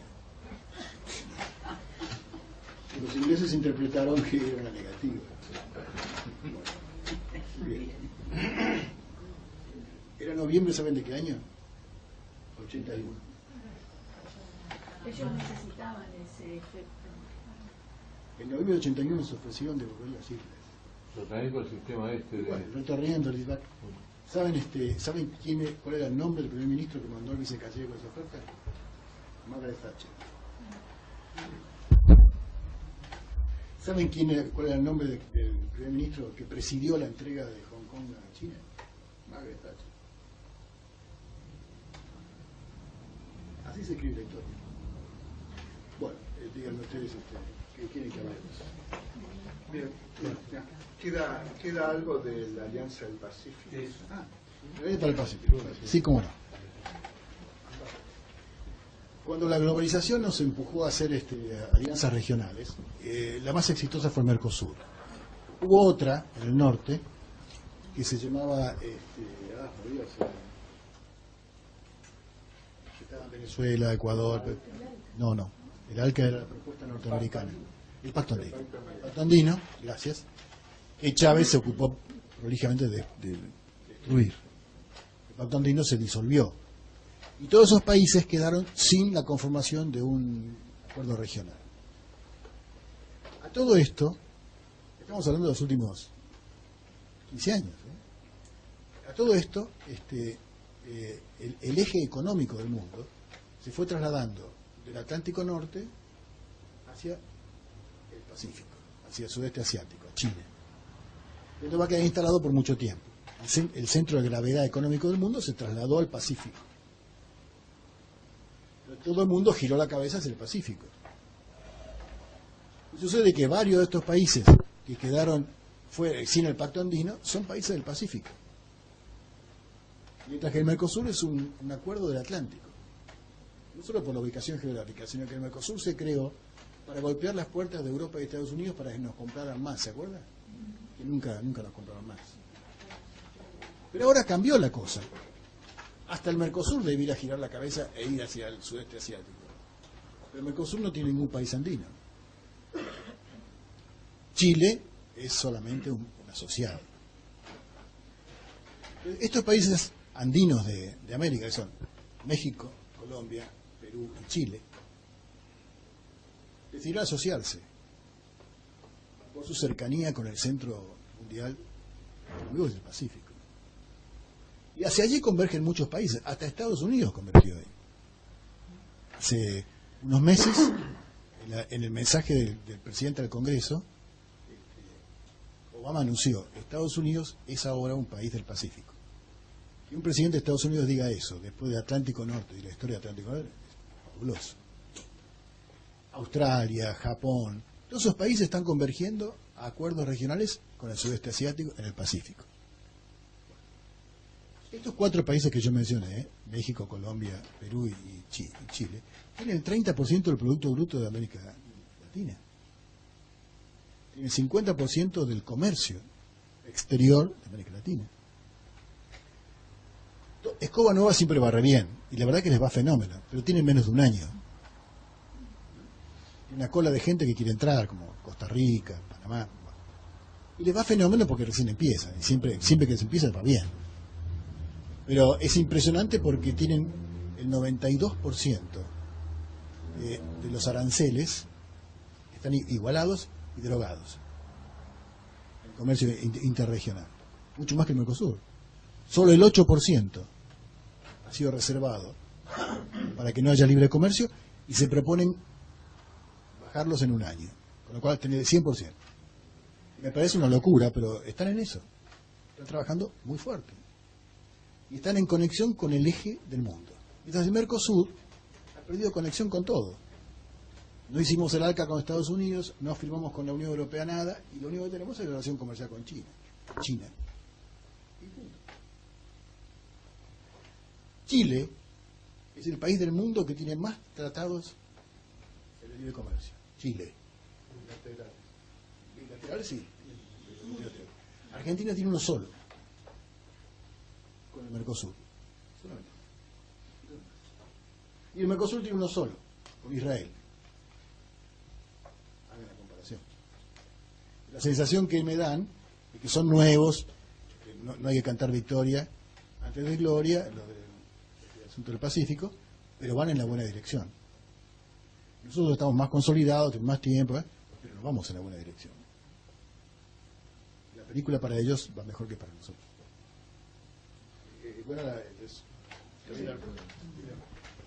Bueno, entonces, ahora vamos a hacer preguntas precisas, cortas y no comentarios, para que pueda contestar. Bueno, aparte de que es un gusto, quiero ver si podés, alguna reflexión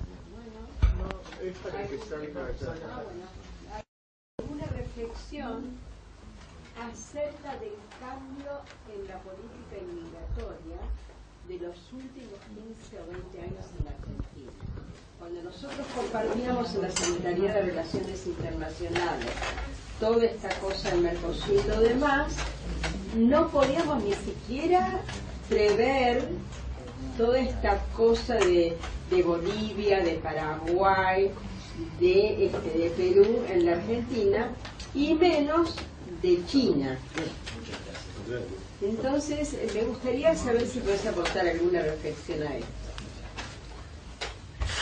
Mira, el tema de la política inmigratoria, como casi todas las primeras medidas, está sujeto a grandes discusiones. Hay gente que opina una cosa, que había que cerrarnos más, otra que tenemos que abrirnos más. Sí, hay muchas posiciones. Yo pienso que tenemos que hacer un control más sensato de la inmigración. Pero lo que sucede como en muchas políticas de la Argentina es que no es que tenemos esta política que es buena o mala y esta que es buena o mala. No tenemos ninguna. No hay política. Pero no hay política exterior. Lo que tenemos es un comportamiento con el mundo en beneficio del debate político interno, subordinada a la construcción de poder interno del gobierno. Pero no hay una política exterior. Y si no hay una política exterior, tampoco puedes esperar que tenga una política inmigratoria. Muy breve. ¿Qué relación tienen los españoles con los ingleses por el tema de Gibraltar? O sea, ¿ellos reclaman o siguen...? El tema de los españoles es más complicado y no tan claro como el de Malvinas.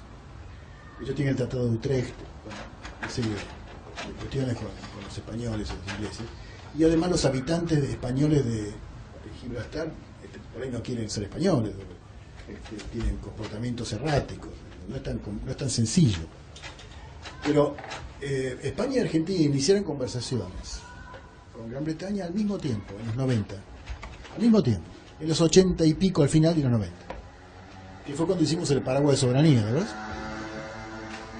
De hecho, ese paso fue enormemente criticado en su momento, pero nos sacaron el paraguas de soberanía.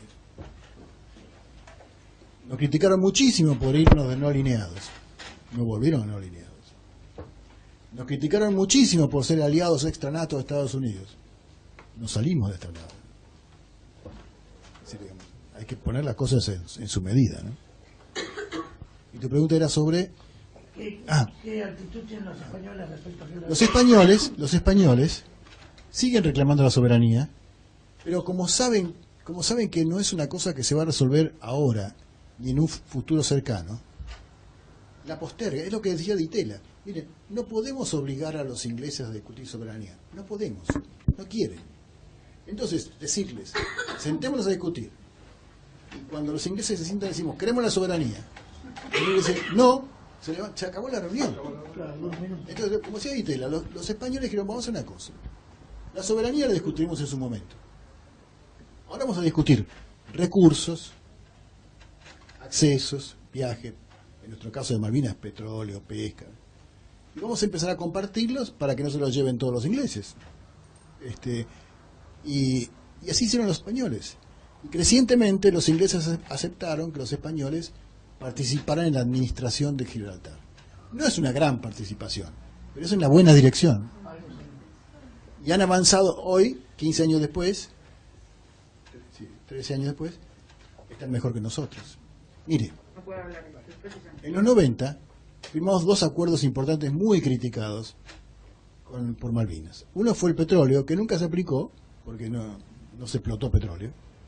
Y otro la pesca, que sí se aplicó la pesca. El asunto es así. Hay mucha riqueza pesquera. Pero los peces, que no están enterados de la disputa, navegan alrededor de Malvinas, van por arriba, bajan, llegan hasta Mar del Plata, en el camino se reproducen, vuelven. O sea, los peces están en un momento dado en Gran Bretaña, en un momento dado en aguas indisputadamente argentinas y circulan. ¿Quién los pesca? Bueno, el año 90, no, a esos no, sino a esos no. El año 90, en la década de los 90, estábamos depredando el recurso, porque los ingleses pescaban todo lo que podían, con los chinos como esa señora, y nosotros también. Entonces era insensato. Hay gran parte del mundo que las costas españolas se quedaron sin peces. Entonces, ¿qué hicimos? Dijimos, bueno, tenemos un tema en común con los ingleses, que es defender la pesca. Entonces, inclusive defenderla de los depredadores. Entonces firmamos un acuerdo de pesca, que era muy fácil. Todos los años una comisión independiente, de expertos no argentinos ni británicos, se reunía, hacía un estudio de la cantidad de toneladas pescables, y los dos países se comprometían a respetarlo. 2/3 para Argentina, 1/3 para los ingleses. Y funcionó fenómeno, y el recurso no se depredó. Al mismo tiempo, hicimos una combinación con los ingleses para el cual, si nosotros veíamos pesqueros ilegales, le avisamos a ellos, porque los pesqueros se escapan de un lado al otro. Y ellos nos avisaban a nosotros, como para ayudarnos mutuamente en un interés común. Claro. Más allá de la disputa de soberanía. Bueno, el gobierno de los doctores Kirchner consideró que eso era ofensivo para la patria, canceló los acuerdos de pesca. Obviamente dejamos de avisarnos mutuamente sobre la pesca ilegal, que ahora la pesca ilegal hace su agosto perfectamente. Los chinos chochos. Y el recurso nunca el recurso estuvo más en peligro que ahora, porque ellos y nosotros lo pescamos a mansalva, pero el honor nacional ha quedado a salvo. Mi pregunta es eso. Hablamos sobre los alimentos y hablamos sobre las energías. Sobre Vaca Muerta, ¿qué consideración le cabe dentro de la política energética argentina? Mire, Vaca Muerta es un regalo. Ustedes conocen el cuento de que cuando Dios creó el mundo, Eso los argentinos. para compensar les pongo los argentinos. Sí. Fundimos, éramos el orgullo ganadero del mundo. Depredamos el plantel ganadero y hoy Uruguay vende más carne que nosotros. Paraguay también. Agotamos todos nuestros recursos. Cuando llegó el gobierno de la Alianza, Argentina exportaba creo que 9.000 millones de dólares por año de gas y petróleo y ahora importamos 12.000 millones. Todo mal. Entonces, como Dios seguramente quiso volver a darnos una sola, nos tiró vaca muerta, que es un recurso asombroso. Pero es asombroso. Vaca muerta es una cosa que no se puede creer. Creo que hay un solo yacimiento en el mundo superior a vaca muerta. Pero no lo podemos explotar. No tenemos el capital ni la tecnología. Y los inversores que vengan se van a querer llevar la parte del león.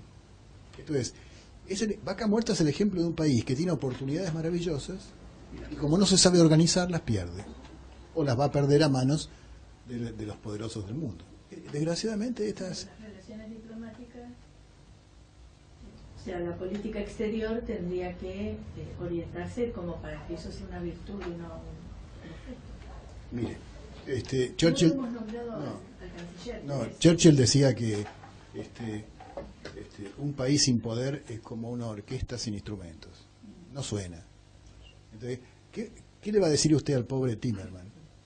O a cualquier canciller de que defienda vaca muerta. La va a defender, pero entonces nadie lo va a explotar. El tema consiste en que la única posibilidad que tenemos de explotar vaca muerta es arreglar con inversiones extranjeras. Y cuando vienen las inversiones extranjeras, bueno, se llevan la parte del león. Es así, porque no tenemos ahorro interno suficiente para hacerlo, desgraciadamente. Ese ahorro interno debió venir de la soja, del petróleo y del gas. No ha venido. Lo hemos dilapidado, lo hemos gastado. Y vaca muerta es un fabuloso... Es como si usted vive en una villa miseria y le tocan la puerta a Tinelli y dice, mire, usted es un hombre de suerte, acá ha ganado un Rolls Royce. El tipo no tiene para ponerle nafta. El problema es que nos bendicen con vaca muerta, que es una barbaridad de oportunidad, y vamos a tener que ir a buscar afuera los elementos para explotarla. Y cuando uno busca afuera los elementos para explotarla, tiene que renunciar a muchas cosas, ¿no? Desgraciadamente, así, legítimamente, no digo malamente, pero van a querer llevarse una parte. ¿Cuánto sería la inversión? No lo sé, hablan de 10.000 millones de dólares a lo largo de varios años cada año. Es una locura. Pero en el año 2000 exportábamos 9.000 millones por año de petróleo y gas. Por eso hubiéramos podido financiar vaca muerta. No es lo que se costaría la inversión. Pero estamos haciendo agua por todos lados. Los brasileños tuvieron su vaca muerta cuando se llama el presal. Los brasileños hicieron el Mercosur, entre otras cosas, porque no tenían energía suficiente para desarrollar sus industrias. La energía era el talón de Aquiles de Brasil. No tenían petróleo, no tenían gas, no tenían nada. ¿Qué hicieron? Se pusieron a buscarlo. ¿Dónde lo encontraron? Adentro del mar, a una profundidad a la cual nadie en el mundo había llegado. Debajo de una cosa que se llama el presal, que es como una roca, una sal, unas rocas que nadie en el mundo había logrado perforar. Los brasileños lo hicieron. No lo hicieron los alemanes, los noruegos, los norteamericanos, lo hicieron los brasileños. ¿Con tecnología de ellos? No, se asociaron, la compraron, pero la llevaron adelante ellos. Y ahora controlan ellos esos yacimientos que son comparables, aunque no iguales, a los de Venezuela. Porque se pusieron a hacerlo y tenían con qué hacerlo. Hoy, la Petrobras, en la Bolsa de Londres, la cotización de Petrobras es casi la del Producto Bruto de Argentina, o de algún país menor. Es fabuloso el capital que han... Pero cuando uno tiene una política exterior creíble, la gente viene e invierte. E invierte en algo tan riesgoso como una tecnología nueva en el mundo capaz de perforar una roca que nadie más perforó. Le dieron la plata igual. Y lo consiguieron. Y ahora tienen recursos de petróleo formidables. Ahí en el norte de Chubut hay un yacimiento que tiene la empresa Wintershall, que La particularidad que tiene es que tiene una capa fenomenalmente gruesa de algunos boros, y los tipos perforaron esa capa y encontraron petróleo, y es muy probable que se defina otra cuenca que no existe hasta ahora en la Argentina, a partir de, sin ser igual a lo de los brasileños que estabas comentando, es, digamos, cuando vos aplicás tecnología en lugares donde aparentemente no hay nada, ¿no? El volumen de capitales argentinos que están en el exterior, fugados de la Argentina, alcanzaría y sobraría para Vaca Muerta y para muchos otros proyectos, muchos más. Pero eso es que cuando uno va a pedir inversiones al extranjero, nos dicen, pero si ustedes tienen tan buenos negocios, ¿por qué los argentinos se llevan la plata afuera? ¿Por qué no la traen de vuelta a los argentinos? Hubo, por lo menos a mí me impresionó, porque nunca lo habíamos charlado en algunos grupos de trabajo, la relación tan intensa que hay entre la política exterior y el desarrollo económico de un país, y la posibilidad que genera el desarrollo económico de negociación en otros términos, donde uno pensaba en lo militar solamente y parecería que no es así, ¿no? Sí, es innecesario explicar acá la vinculación que hay entre el desarrollo y el comercio exterior. Está lleno de libros y de tratados acerca de cómo uno se vincula con el otro. Mucho más en el mundo globalizado. El mundo globalizado es el mundo del comercio. Y cada día más el comercio ya no pertenece a un solo país. ¿A qué país pertenece la empresa Nike? No sé. Está en todas partes. Y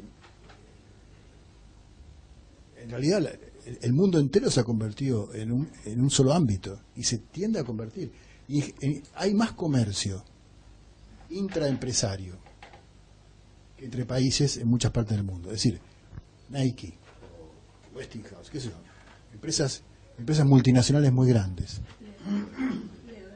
Lever, que están en muchos países, sus sucursales comercian más entre ellas que muchos países entre sí. Claro. Y eso va a aumentar mucho más. De manera que, bueno, ahí está. Y por eso nacieron las normas ISO. Claro. O sea, son la herramienta fundamental de la globalización. Exacto. Entonces habrá que esperar una invasión pacífica comercial. O sea, que somos tan ricos, vendrán otros a explotar lo que no les podemos hacer. Bueno, espero que esto no salga, pero Tato Bores tenía una teoría. Bueno, déjela. La solución de la Argentina, yo no la comparto. La solución de la Argentina era que los japoneses vinieran y nos pagaran $1 millón por año a cada argentino. Y todos nos vamos a Europa. Y los japoneses desarrollan el país. Era un humor muy amargo, ¿no? Es un humor que nace de este tipo de cosas. Bueno, ¿alguna pregunta más? ¿Listo?